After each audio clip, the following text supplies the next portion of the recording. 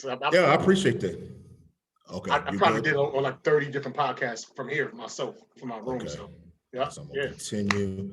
All right. So I guess we both be able to record at the same time. Okay. Okay. Yeah. Now you just taught me something, man. Yeah. So you can give people permission, or if you don't want to give permission. Yeah. I appreciate that. All right. So so just this, we'll chop it up, and if there's any information that, because I try to do my quick study, on you as a professional. Yeah, for sure. All right, so let's do this. You ready?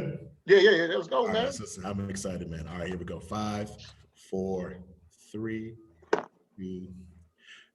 Hey, what's going on, everyone? This is your boy DJ CollyWood here on Power Music Radio, and we are in conversations with one amazing, talented comedian, one amazing, talented individual I've known for, man, I was thinking, if I think about it, almost 25 years. Almost 25 years I've known this. 97. Yes, man. 1997. For 25 years I have known this brother. And when I tell you, to see the evolution of this talented individual, to see where he was, to see where he has now, and who he's going to continue to be, has been amazing. Just a little bit about him as I introduce him. Of course, he's a very funny and talented comedian. He was born in Florida, raised in Hartford, Connecticut. He has been all over the place. He's been on Caroline's and Hollywood Improv. He's performed at the Mohegan Sun, the Laugh Factory, Stress Factory Comedy, Funny Bone, and other renowned comedy clubs all over the country. He's been in some festivals. I noticed he was in the Memphis Urban Laugh Comedy Festival, and the Connecticut Comedy Festival. I wasn't in that one. No, I was in a Connecticut comedy competition. That's what it was. Okay, you were runner-up, I believe. I believe you won you were runner-up. No, that one. No, I got bounced out. No. Okay. I won a whole bunch of small contests that wasn't no big names, but I still won like 13. Okay. Not everybody won 13 contests around here. I did. And I'm going to take every little victory I can. You cats be trying to hate, I just show them my 13 first place ribbons. You know what I'm saying? And but for some reason, I do good. If it's like basketball, I do good in the regular season, but when it comes to the big championship games, I keep getting bounced out. That is too funny. Big games. But I'm in a contest in Portland, Maine, and the way they structured it was weird, but the 2 highest scores of the night automatically went straight to the finals. So I went straight to the finals. So this is the first time that I actually am in the finals of a competition coming this August 12th. But I didn't mean to cut you off. I'll let you. No, you're good. No, but that's fine. That's like we're gonna flow the way it flows, and we're gonna speak good things. We're gonna put in the atmosphere, man. You won that one, so I want to say right now, congratulations in advance. You got that. Yeah, I got that $1,000. It's $1,000. I need that. You got that. All right, when you get that, let me get a loan, bro. I got you. And this brother, he has also been. You can see him on, and I'm just finding this at Bricks TV. The Laughaholics. Yep. All right, and Comics Watching Comics, which is on Amazon Prime. He also has a podcast. I mean, the list goes on. I am so proud of you, bro. Yeah, I got a lot. The list goes stuff, on. Man. So your podcast is entitled the Momentary Podcast, which is on your YouTube channel. We'll talk more about that later on. All right, and specifically, you have a very, very special event that's happening this week. Yes. So this weekend. So I want to introduce to some and present to others none other than the world-renowned Mo Green. What's going on, man? Thank you. First of all, the coaches they try real hard. I just like to thank my moms, and I just like to thank God and everything. We're just gonna come back and just give it our best effort. Don't seem like every NBA dude say that same shit every time. See my leg. I can't curse, right? Huh? No. Oh, so take out the S word. But you ever notice everybody? Yeah, okay. I kind of figure it's you're Christian and all that. But every NBA player, like they had that same script, I just want to thank my mom, because I was a latchkey kid, and we just try to play defense and get rebounds, and just for the children, and I just work hard every night. And I shoot 1,000 jumpers. You know what I'm saying? Kobe was my inspiration. I'm out. Peace. I'm like, come on. Can some of y'all try to say something different, man? Jeez. Oh, man, you know there's a formula. There's a formula. So yeah. It is, you know what I mean? Mm-hmm. All right, so here we go. Let's get this going. Oh man. All right. So who is Mo Green? Mo Green, man. I'm just I mean, you broke it down, just a multifaceted artist. I grew up singing. That's the first thing I started. Like my mother was a singer. My grandmother, rest in peace, she passed like 9 years ago. She was a singer. She actually had a potential. She was getting scouted by one of Berry Gordy's A&Rs. But really? People like, you know, some families down south, especially back in the 50s, they're so backwards. Oh, you ain't gonna take my baby. You ain't gonna take my baby to Detroit. Yeah. You know, you know what I'm saying? But it's like, not to put my grandmother business out there, but she became a baby mama though. So you rather her be a baby mama than go to Detroit? I could be my father could be Marvin Gaye right now. Matter of fact, the reason why Marvin Gaye is dead, the reason why he died, because my grandmother didn't go to Detroit. If she would have went to Detroit back in the 50s, she would have met Marvin Gaye, and he would have never had nothing to do with Tammy Terrell and got mad at his mother because his father beat up his mom. That would have never happened. But because they kept my grandmother down south, Marvin Gaye is dead. So you say that your grandmother could have prevented? She could have prevented all that. She could have. I could have been richer. My grandmother would have had kids later on in life, which would have made my mother have kids later on with life, which would make me, actuality, I should be 25 years old right now, as opposed to 42. 42. But they started having babies early, so that means you having the babies early, and then they live a long time, then you just an old man when you should be still young. So I know I ain't making no sense right now. You crazy. I'm a comedian. Man, this is why I was excited, man. I could not wait to jump on with you because you're crazy. So how did you get into comedy since? Because like I said, I know you for 25 years, and you know me. You know me since back then. I mean, I think when you met me, you knew me as a singer. It was me, you, Chris Dash, Terrence Bordeaux. Even though we had that little Terrence. Wow. This is my question, real quick. When me, Terrence, and Chris was singing together, how come you never was with us? What was up with that? You know what it was? I'm gonna tell you what it was. Didn't come to hold up. You didn't start the fall of '97 though. You started the next semester, right? No. I did start. Y'all were in Step Cap program. I wasn't. No, I wasn't. You wasn't? No. They were in Step Cap. So I came in. So I came in fall. So it took me a second to. At that time, I was trying to acclimate and trying to figure out things, and you know, Step Cap was real clicky too. They were very clicky. No, it really was. But for some reason, like I connected with a few. Like when I started, I connected with a few of them. So okay, that makes sense. Yeah, that's why. So if you think about it, if you remember, I really didn't start warming up until like almost like second semester. Oh, okay. Yeah, because I know you knew how to sing, Chris, because you and Chris Dash was roommates. Yeah, so me and Chris would sing all the time, and then Cassie would come and we would sing. Yep. Man. So basically, memory lane, man. Yeah, man. So to break it down, you said how did I get into comedy? Yeah. You know, I was always kind of like a class clown. Like I was always with the jokes and stuff back then. Even though back then I used to be associated with Jehovah's Witnesses, and I was real religious, but I used to always rank and roast and stuff like that. And some people would like it, and it turned a lot of people off. Like I used to rub a lot of people the wrong way back then because I used to talk so much stuff or whatever. But it was just I wasn't a fighter. I never really got into like many physical altercations, but my words were my defense. You know what I'm saying? My words got me out of trouble and they got me into trouble. So just being humorous and just making a lot of jokes, just from back then, and even just as a little kid, moving from the suburbs of New Jersey to like the hood in Hartford, I used to get bullied just because I spoke properly and just enunciated sentences and said things the right and just had a different type of slang.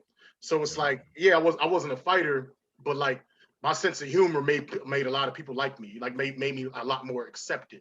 So I used to do the singing. Obviously, I was an artist. I used to draw and stuff like that. And then for a while, I used to do poetry, spoken word, like slam poetry. And a lot of my poems were just humorous. So it was just a natural evolution.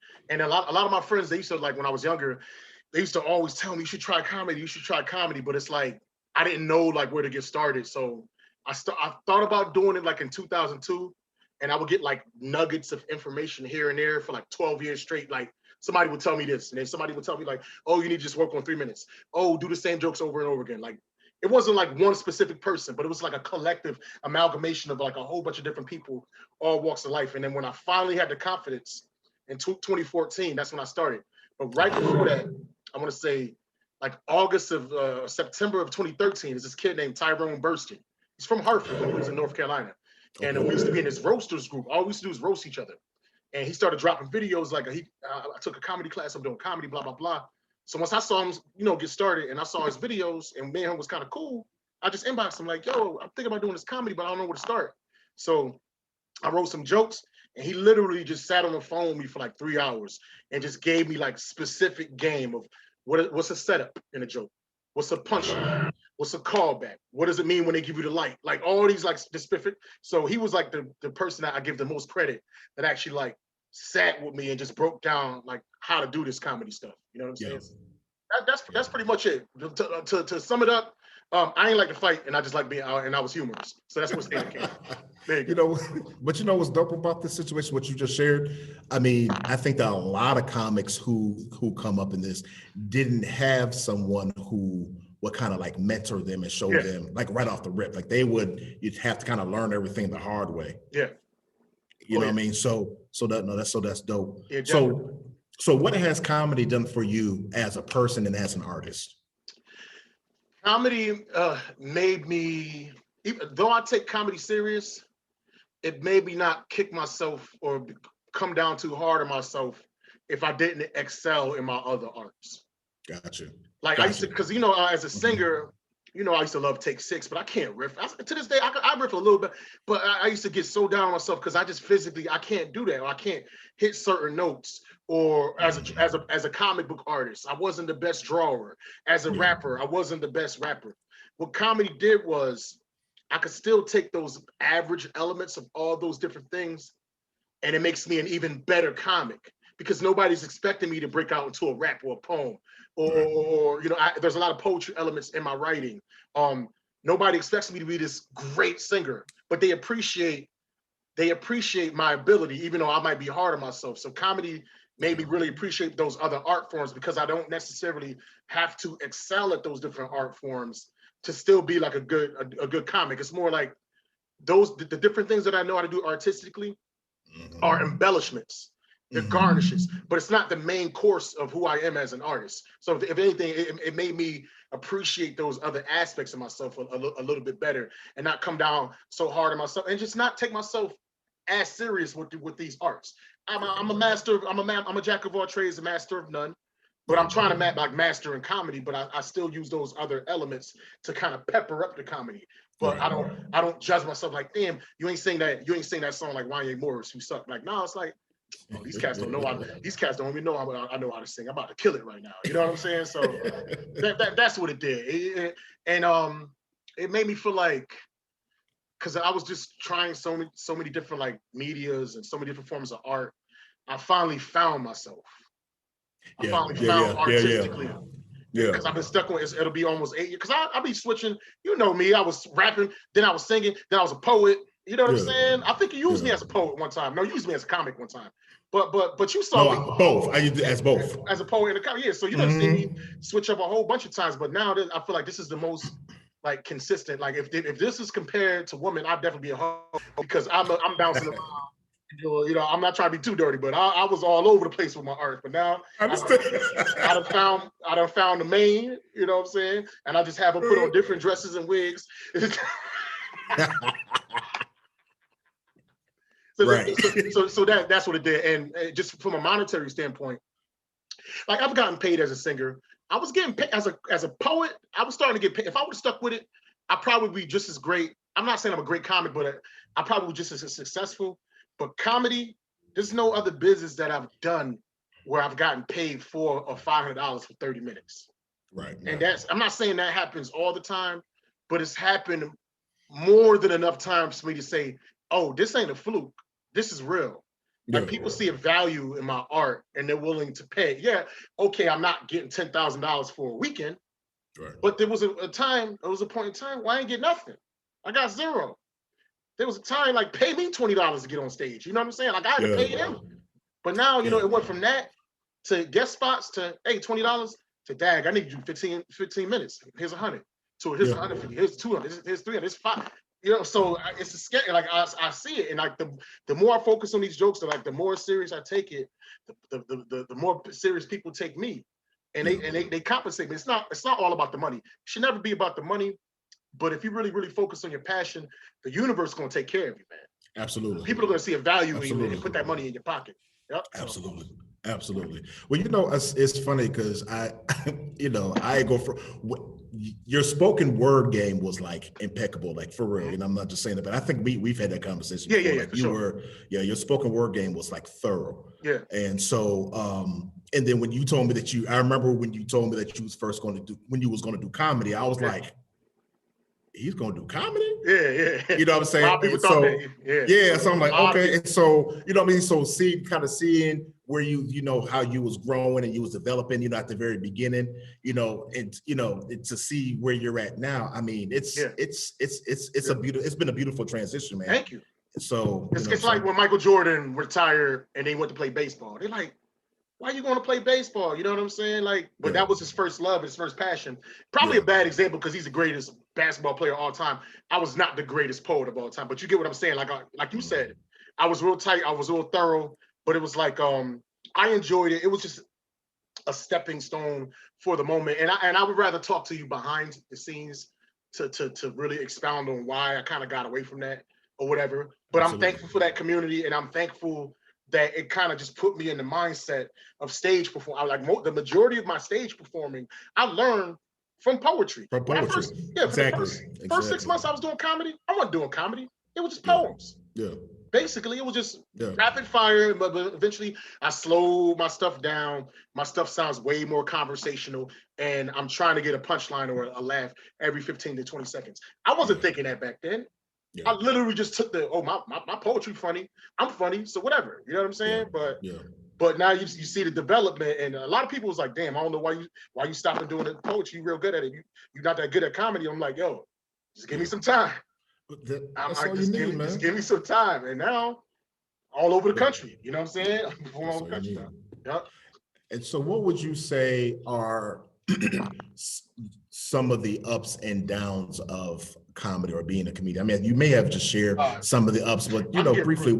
I can get real deep. Give me one. Excuse me, 1 second. No problem. 1 second. No problem.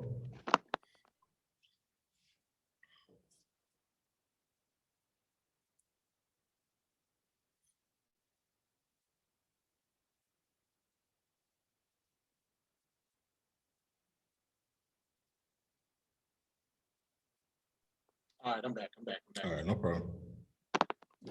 Okay. Here we go. So you said, what are the ups and downs?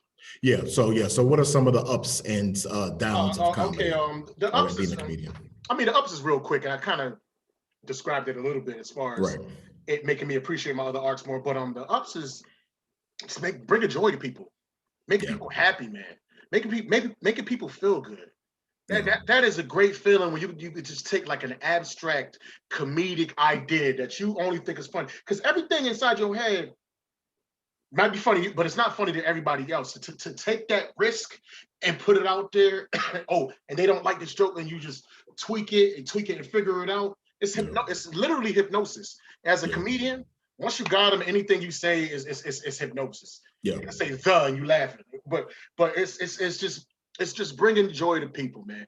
Comedy is definitely escape from whatever stresses or problems that you're dealing with, or if you're just dealing with a crisis, right? But you can see the humorous side of it, or make light of it, and actually calms you down, so you can think more logically and deal with whatever it is that you're dealing with.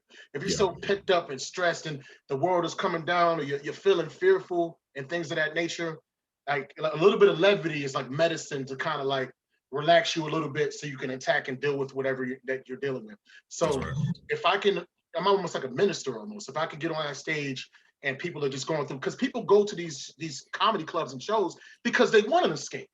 They want that medicine. Need a release, And I'm a doctor. So if I'm giving them this medicine and it's actually working, and they're feeling better about themselves, and they can go home and just attack their issues, you know what I'm saying? That's a great feeling. I mean, obviously, you know, being compensated for your work and being able to travel to places like because of comedy, I was at California twice.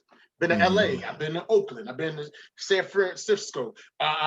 We drove to Great Falls, Montana from Boston. 37, almost an 80-hour round trip. We drove there. You know what I'm saying? We got caught in that blizzard in 2019. It was like a blizzard in like April. Yeah. That hit the whole middle of the United States. We got caught in that. Yeah, I remember that. So we had to stop off in Bismarck, North Dakota. But that was all because of comedy. You know what I'm saying? All the hotels and stuff like that out there, because a lot of those places don't have lottery, but it's gambling everywhere. You know what I'm saying? Every liquor store that you go to has a slot machine. Every bar that you go to has a liquor store. You can literally go to a bar, get some drinks, and then buy a bottle to go and play some slots and then bounce. Well, like in Montana? Yeah. For real? Every liquor store has a bar with slot machines and card tables. It's casinos everywhere, because I don't think they don't. If I'm not mistaken, I don't think a lot of those states do the lottery. So that's what they do instead. But you know, so comedy just exposed me to all those to those different places. I've been to Memphis. You know the Memphis has like it's like not the Hollywood Walk of Fame, but Memphis has like the Music Walk of Fame. Yeah, I think it's called Beale Street or something like that. Beale Street. Because of comedy, like I was at the Memphis Urban City Labs Comedy Festival.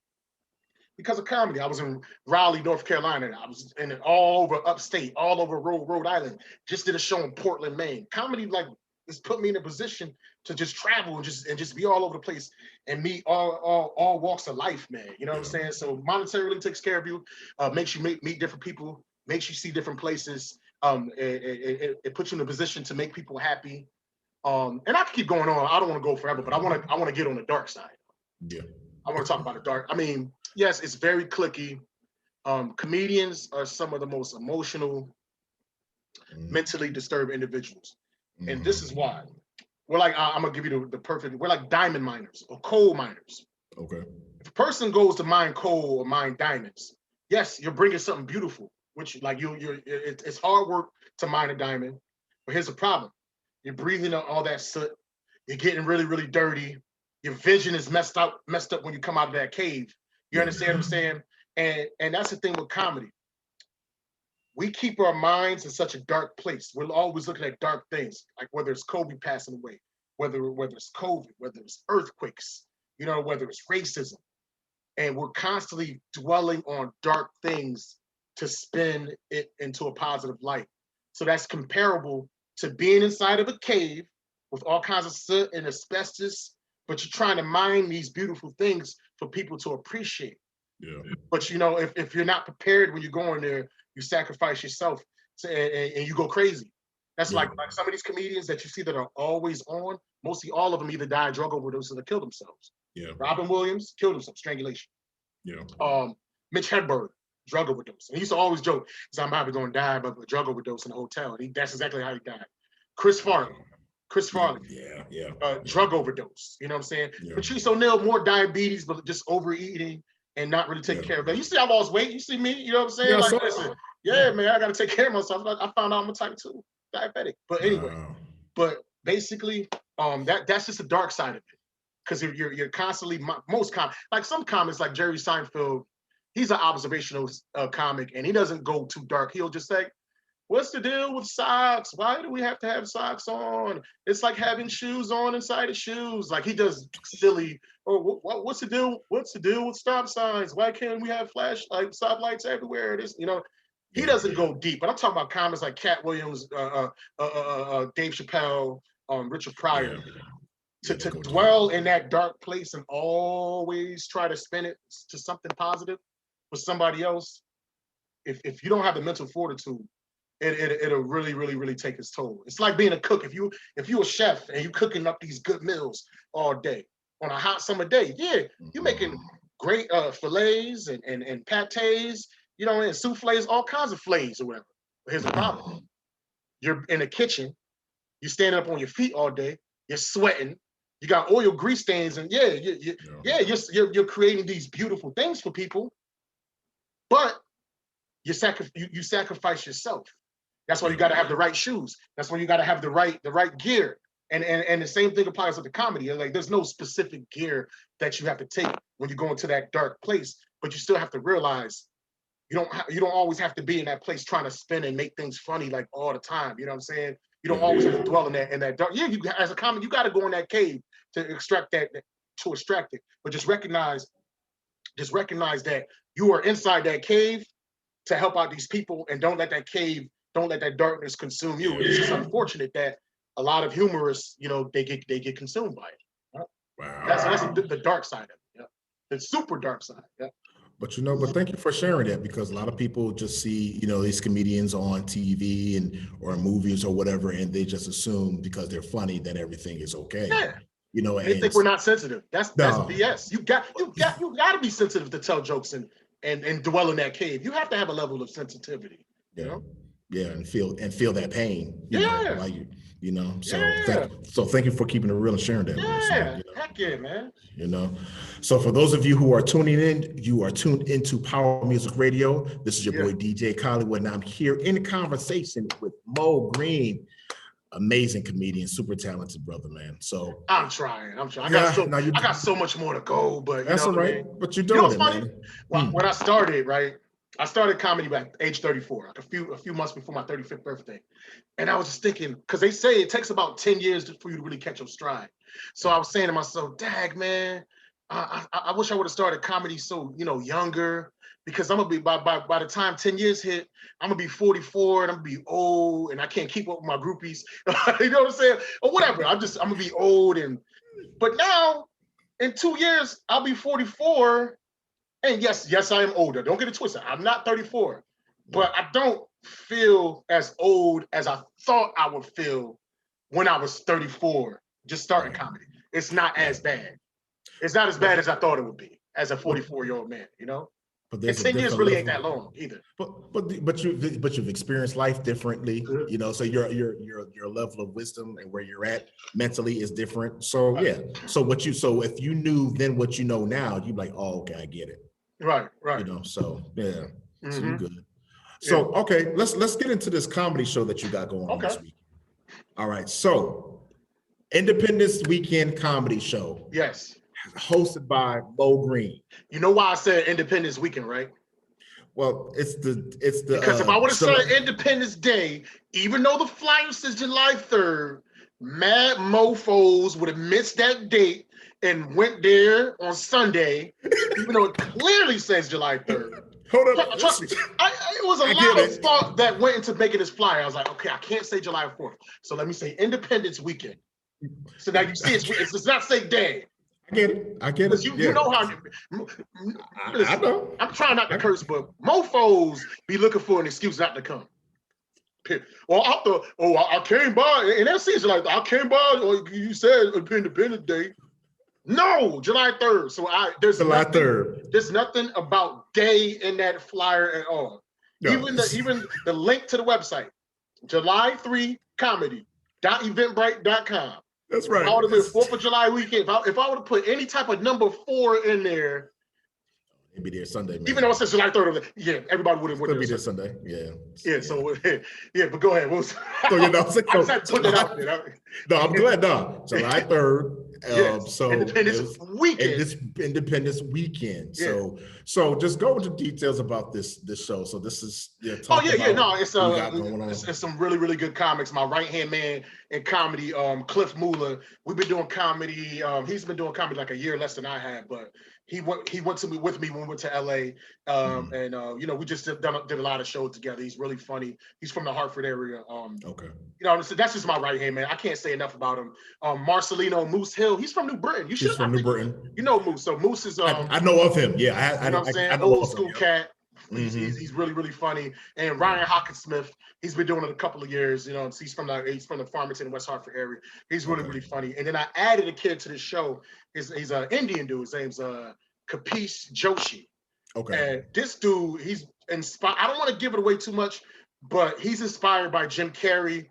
And he just knows how to do like a lot of impressions and facial expressions. Like the first time I saw him, he just wowed me. So I was like, yo, I usually don't like to have too many people on my show, but I had to throw him on there. I'm gonna throw him in the middle of there just as a treat because it's really funny. And then the guy that's closing it, CJ Cracks. When I used to drive trucks in Pennsylvania back in 2016, I was just looking for different comedians like in the Philadelphia area. And then I came across this promoter, Barbara. She put together shows, and he was one of her headliners that she's used. So I met him through her, and then we just been cool ever since back in 2016. And he's starting to make really, really great strides. I think he's been doing like a couple of years longer than me, but he was on Kevin Hart's Heart of the City. Okay. He was on Laughaholics, just like me. He was on Laugh Tracks. I don't know if you ever watch Laugh Tracks. What they do is they take one of your jokes and then they have actors reenact it. You know what I'm saying? So he got this one joke about his experience. I don't want to give away too much, but he was just in a barber shop and how the barbers be too creepy and they be eating food and still trying to cut your hair. And or they smoke this, I get it. They be smoking stuff. You smell their fingers. Yeah, or they put the seat. They put the seat level near their crotch region, so when they swing, your hands keep. Yeah, I don't want to give away his joke, but yeah, you know what I'm talking about. But I don't want to give it away too much, but yeah. But he's been on Heart of the City. He's been on True TV. The dude is hilarious. It's gonna be a really, really good show. You know what I'm saying? Yep. So this is again, it's Saturday, July 3rd. Yes, doors open at 6:30. 6:30, 8 p.m. Show starts at 8. That gives you enough time. Sit down and eat. You know what I'm saying? Usually I do like an hour before. Like I would say doors open at 7, but I think 6:30 is kind of money just to get people in, get people situated. You can order your food. So by the time you order your food, you eat, and you're situated. 8 because we starting hard 8 o'clock time. That show's gonna start. You know what I'm saying? Yep. All right. And this is 18 over, 21 over? 18 and over. 18 over. Okay. 21 to drink. Yeah. Okay. It's an adult show. Don't bring your kids. Right. I don't do clean shows. So if you want to bring your 11-year-old kid, then they're gonna hear a whole lot of stuff. all the bad words that's in the Bible and then some. All right. So 18 and over. You ever when you was a little kid, right? And then you say like damn or ass or even bitch, right? You know, if you want to edit whatever. You say those words, and your mother, why you saying them cuss words? You like, it's in the Bible. No, it's not. Right here in Joshua 11:4, he said, this bitch got ass. You're going to definitely have to edit that out. I'm sorry. I just wrote a joke. I love it. I didn't use that exactly. Oh man! I just wrote a joke. That's kind of, that's kind of funny, right? I love it. All right. He said, "They don't say that in Joshua. You making that up?" I had to think about it too. I was like, "Those words still in the." No, I made that scripture up. He's like, "Yeah, it's not in Joshua, but those words still in the Bible." Yeah. I just put them together myself in its own sentence. Right, made your own passage, right? Yeah. I mean, that's funny. Let me find out. You about to start doing comedy? Nah, bro. No. I'll stick to acting and singing and doing this DJ thing. Down. That's it. Write your own passage. I'm about to write that down. He's gonna write that down. That's funny. That is funny. Listen, I'm always writing, man. Listen, right? Love it. Passage.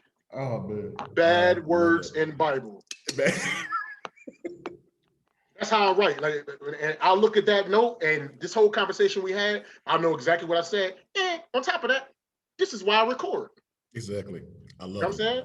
I love it. I get a lot of my material just from podcasts, just talking and just chopping it up. And it'll just, sporadically, naturally just come out. You feel me? So exactly. So it's supposed to be. All right. So let's talk real quick about your podcast. Okay. Momentary. Right. Momentary. Because I said it's not commentary. Oh, I said commentary. Is that what I said? Commentary? Yeah, it's not commentary. No, I'm just saying that's the phrase. Like okay, gotcha. That's the slogan of the show. It's not commentary. It's momentary. You know what I'm saying? Okay. It's my commentary, basically. Gotcha. And I just I chop it up. I talk about politics and just things that are happening in social media. I don't do it as much as I should. I should make a conscious effort to do at least one podcast a week, or at least every couple of weeks. But I used to do a podcast with a friend of mine, Keenan Jerome Floyd, one of my comedy compadres or whatever. And it was called The Light Skin Perspective, because we both bald-headed and we both light-skinned, and we both giving our perspective. And it sounds funny, but he's actually he has a deal that he's working with Disney. And he's trying to sell he's selling a TV show to HBO and Disney, featuring Godfrey. It's a whole, I don't know if you know comedian Godfrey. The whole show is based on, it's a sitcom based on Godfrey's life. Okay. And basically his energy is really, really focused on that.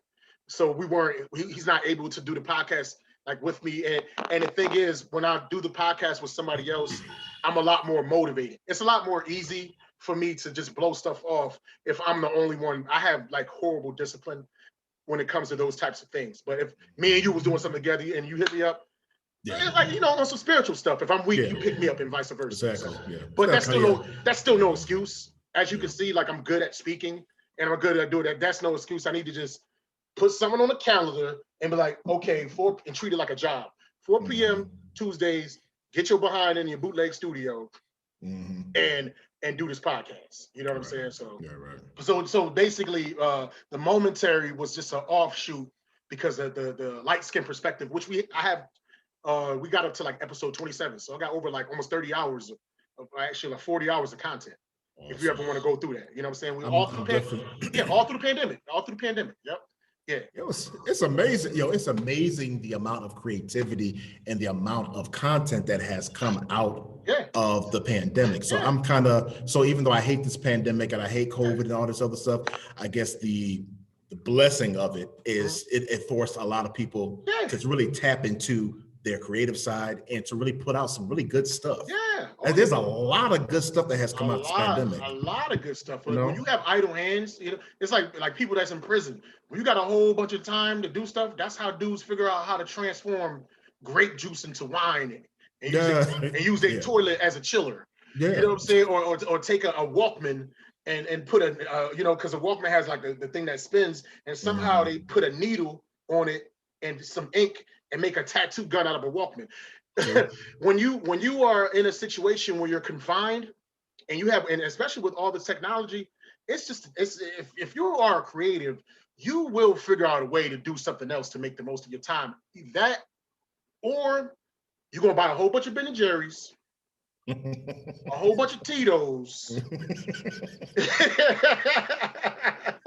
and become 3 people by the time it's over. 3 people, not even 2. It's true though. All right, so now I'm definitely going to be checking your podcast out, man. I'm looking forward to it. And even congratulations with that, man, because you're doing a lot of stuff. So, all right, for those of you who are just tuning in, this is your boy DJ CollyWood here on Power Music Radio, and you are in conversation with Mo Green. And so, real quick, so we're about to end this. Okay. All right, so let me ask you this. For someone who feels like, as they watch this and they say, you know what, I think I can do what he can do. I can be just like him. So for that person who may be an aspiring comedian, or think that they're funny or whatever the case is, what is that one piece of advice that you would have for them? Don't feel like you have to write an hour special for the first time that you get on stage. That's the thing that scares. That's the thing that scared me. I was thinking I gotta be like, because growing up we watched the Eddie Griffin special, we watched Sinbad, we watched Martin, we watched Chris Rock. You know what I'm saying? Those was the ones that was popping, especially like when we was in college at Eastern. The 2 specials that was popping was Chris Rock and Martin. Martin just finished up Chris Rock and Eddie Griffin. Those were the top dogs. So when you see something so brilliant and all them cats doing an hour and you want to do comedy, the first thing you think in your head is that's what you have to do. No. The main advice that it came from Corey Manning. This is the thing that put me in the mindset that I can actually do comedy. It was in 2012. Corey Manning was hosting for Tommy Davidson at the Funny Bone. And at this time, I was a dope poet. I thought I was one of the best poets in Connecticut. You know what I'm saying? Whether people want to hate or not, I feel like I was. But anyway, I was thinking about doing comedy. So after the show, Corey Manning was cool and I was talking to him.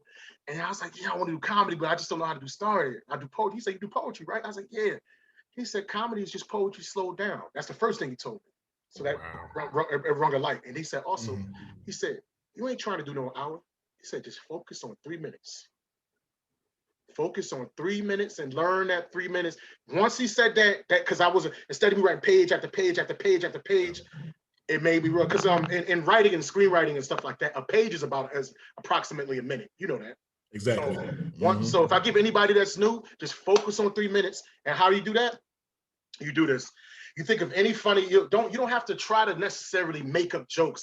There's a lot of comics that make up jokes, but it's funny things that actually happen in your life all the time. People just don't realize it. You just think of a funny situation, a funny scenario, a funny memory.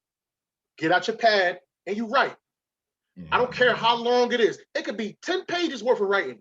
You write that whole story out, right? Get yourself a timer. Get yourself a timer, right? Because I need the visuals. Need the visuals. Get yourself a timer, right? And you got your paper. You got everything you wrote. Start reading it. Hit that button. Keep reading and read it at a decent pace, and set the alarm for 3 minutes. Once it goes beep beep beep beep beep, beep, once that beeps, you stop. I don't care if you wrote 20 pages and 3 minutes was at page 2. Your job is to condense that 20 pages worth of stuff into them 2 or 3 pages. Yeah. And then from there, you read that over and over again. You read it. If you have problems with memory, when I was a poet, my memory was terrible. What I used to do was I would audio record my stuff, right? I would read it out and I record it on audio. I would take a jog, I would work out, but I would have the headphones in my head, and I would just have it playing on loop over, like a song, over and over again. So that's how I got my memory portion. Like I'm going a little bit beyond the advice that you asked for, but I just love to teach, so I'm sorry. But no, this is good. This is good, man. The main thing is, like I said, write out your story. I don't care how long it takes. It could be 100 pages, doesn't matter. You time it and you read it as you time it, and then when that beeps, you stop there and you condense it. You condense it. How can I get all this information, or what it was I was trying to say, and abbreviate it? And within 3 minutes, you practice that 3 minutes over and over again. I don't care if you're doing that same set for 6 months. It's gonna be a lot of comedians. Oh, you're doing the same jokes all the time. You're doing the same joke all the time. But you know what? You're doing the same joke all the time. But that one joke is getting so perfected and it's getting so smooth. And all these cats trying to all this new stuff is stumbling. You're crisp. So when somebody that's in the audience, that's a booker, sees that at an open mic, even though it's open mic is practice, I tell these comics, treat those open mic like shows, because you never know who's in that audience that's gonna be willing to give you $150, but you and your boys is just bull crapping and just making inside jokes that only y'all understand and the audience don't know about. No, don't worry about them. You focus on that 3 minutes, you know what I'm saying? You get it real tight. And what's gonna happen is, once you really know it, then you're gonna add something to it. Then you're gonna add something else. And you'll write then you have other jokes. Oh, you know what? This joke about eating ice cream kind of reminds me of this experience I had at Six Flags. This I did. And then you merge them together. Then your 3 minutes becomes 5. Then your 5 minutes becomes 7. Then your 7 becomes 20. But it only grows and it's a tight 5. It's a tight 7. It's a tight 20, because you kept doing the same thing over and over again until you got comfortable, and then you add it. Same thing over, comfortable, add it. Same thing over again, comfortable, and add it. Now you got a strong 20, whereas all these other comics, that's all your peers here, they writing all these jokes and they trying to do all these other things, but they are average at everything that they're saying, and nobody's ever really trying to book them. Yeah. If I basically gave you 3 or 4 lessons just now. Focus on the 3. Yeah, focus on the 3. Get your memorization down. Do the same jokes over and over again, and eventually you will start to add to it, and you're gonna start getting booked, and you're gonna start getting papers. So, and that's free of charge. That's free of charge. I don't have to charge it. You know what I'm saying? Like, that is that what you just shared is so invaluable. Yeah, it makes complete sense, and you just took a lot of people to class. So oh yeah. And there's a lot. Trust me, it's a lot more I could tell. And I don't know everything, but I know 8 years worth of stuff though. You understand what I'm saying? Yeah. But there's a lot more. It's like specific words and terminologies and etiquette on stage and stuff like that. But before you get to the etiquette and all that stuff, write your 3 minutes. Right. Get those 3 minutes out. And like I said, I have to drive this home, yo. Do not worry about other comedians at open mics getting on you because you're doing the same jokes. You got a mission. It's your career that you're focusing on. You got a mission. You got something that you're trying to do. It has nothing to do with it. Unless they're trying to put money. If they be like, yo, I want to give you $100 so you can do a whole bunch of different jokes. Okay, then I'm gonna keep doing these different crappy jokes. But if you ain't trying to pay me, your advice, especially something like that, and I'm a newbie and I'm trying to make something tight, and you trying to give me these bad habits to learn all these different jokes, be average at it, you're not helping me. Period. That's right. There's an adage, or there's a philosophical thing that Bruce Lee said, man. He says, I don't fear the man that knows 1,000 different kicks. I fear the man that practices the same kick 1,000 times. Right. Because it's so you know what I mean? Like, the person that knows 1,000 of kicks, he's average at everything. But that person that does that one thing 1,000 times, he's an expert, and he will destroy you. And that same thing applies to comedy. Now, I'm not saying, yo, do the same stuff like, because there's a flip side to that. There's some comics, I ain't gonna say their names, they've been doing it 25, 30 years, and they do that same act. I can't hate because they still eating off of it. But that's the opposite of the extreme. Like, you can't be doing jokes about Nixon with Joe Biden. You talk about Watergate.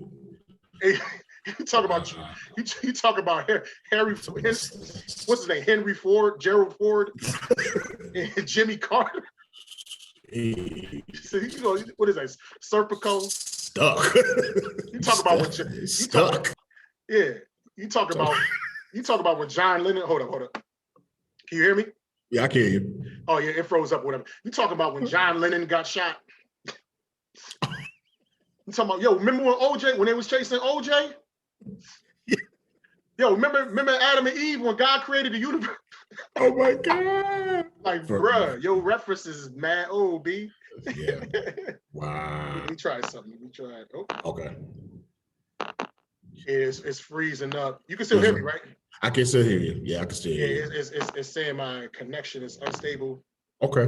Oh, if you can hear me, that's all. I can hear you. No, we're done anyway. So this is what I'm going to do. I want to make sure that all your social media information is posted once we do broadcast this.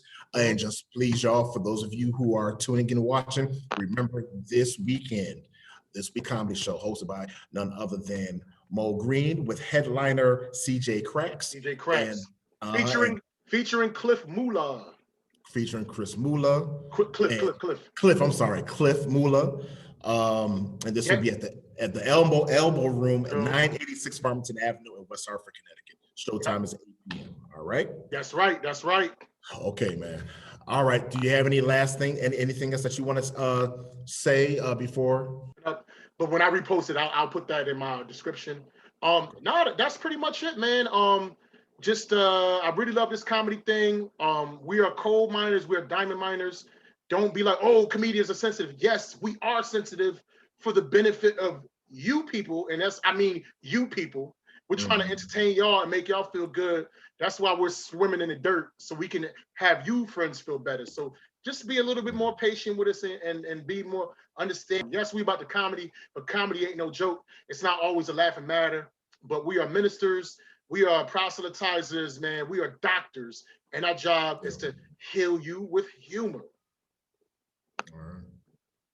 Okay. You heard it from a great. All right, Mo Green, thank you so much, man, for joining us here on In Conversation. Yep. All right, and for those of you who tuned in, make sure that you follow Power Music Radio. You can follow us by visiting our website at www.powermusicradio.com, and you can follow us on our social media at the PMR Crew. That's the PMR Crew. Crew is spelled with a K, and we're on all social media platforms. All right. Yeah. All right, brother, man. I will see you on Saturday. I already bought 2 tickets, so I'm looking forward to this. No, I appreciate it, man. And for those of you, no problem, man. So definitely for those of you who are watching, please definitely support our talent, support the arts, man. All right. All right, man. All right. So this is your boy DJ CollyWood. All right. This is DJ CollyWood here signing off. You've tuned into Power Music Radio, where R&B is our universal language. Keep it live. Peace. Yeah, just boot me out because it's frozen. I don't know what it's doing. All right. Peace, Colin. No problem. Yep. All right, man. We'll talk. All right, bro. Peace. All right, be good. Hey, man, my whole podcast just shut down, man. This is whack. It's horrible.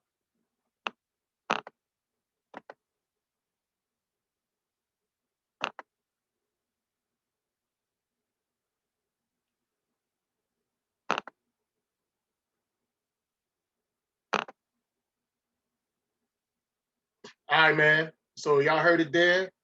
Y'all saw the pod. Well, y'all didn't see the podcast. You just heard me speaking from my perspective. But see, my nephew on IG was like, "You lost weight, Uncle. I'm proud of you." So his grandma, definitely, man. I'm just trying to get it right. I got a new girlfriend now, and she's in shape, and I do love her, and I'm not afraid to say that I love her. You know what I mean? It was relatively early. I think I finally found the one. But yo, this was dope. This is really, really fun with with the podcast that I did with Colin and stuff. And it's just too bad that this froze up. This is horrible. But if anything, man, I will holler at y'all. I will holler at y'all. Peace.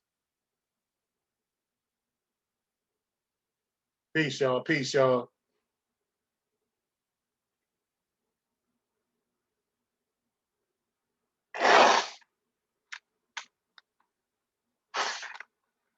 Okay. You have to. You have to, man. Because this is